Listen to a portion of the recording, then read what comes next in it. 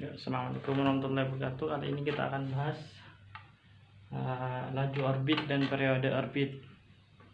Misalkan kita punya kayak gini ya, ada benda langit,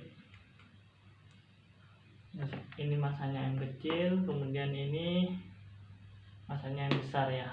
Ini benda yang kecil ini bisa planet, bisa satelit, mengelilingi ini ya, mengelilingi benda langit yang lain. Di sini misalkan ini planet. Kalau ini planet berarti ini satelit.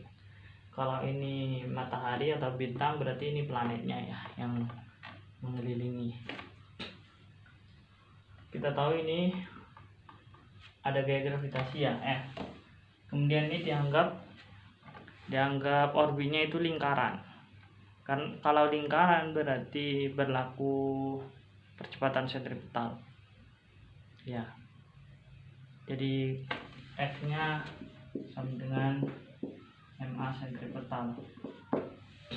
Misalkan ini kelajuannya V ya, kemudian ini jadi orbitnya R kecil ya. Ini gaya gravitasinya sama dengan perkalian dua massa dibagi kuadrat jarak ya, kuadrat jaraknya. Jarak keduanya kan R.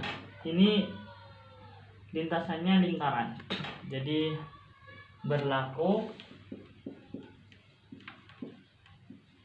percepatan sentripetal di sini ya.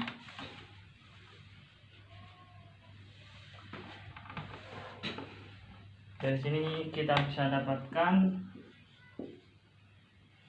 ini M kecil dibagi M kecil semua, kemudian dikali R juga, jadi kita dapatkan V ya. V nya sama dengan akar GM per R ya. Ini adalah kelajuan orbit.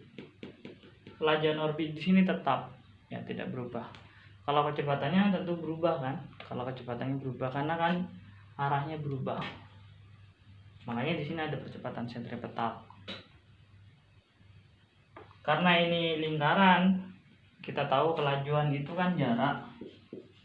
Jaraknya untuk satu periode itu 2πr yang ditempuh dibagi waktunya. Waktunya satu periode ya. M per R. Dari sini kita bisa dapatkan 2πr pangkat 3/2 ya. Ini kita bisa pindah sini akar GM.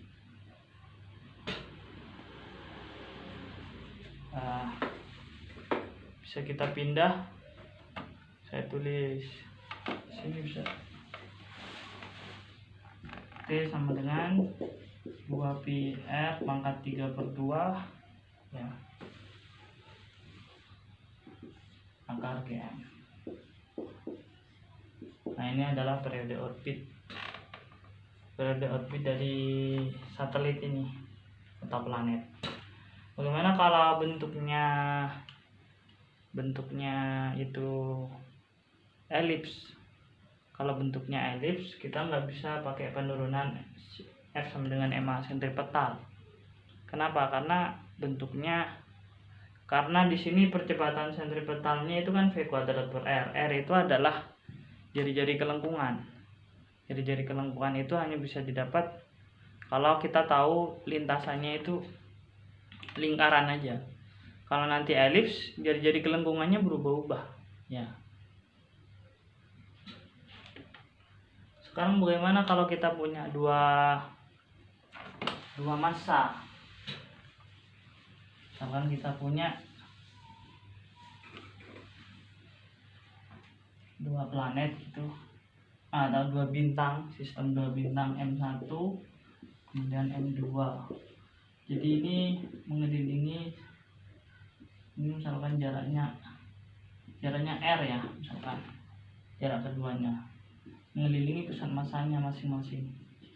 Pusat massa sistem maksud saya.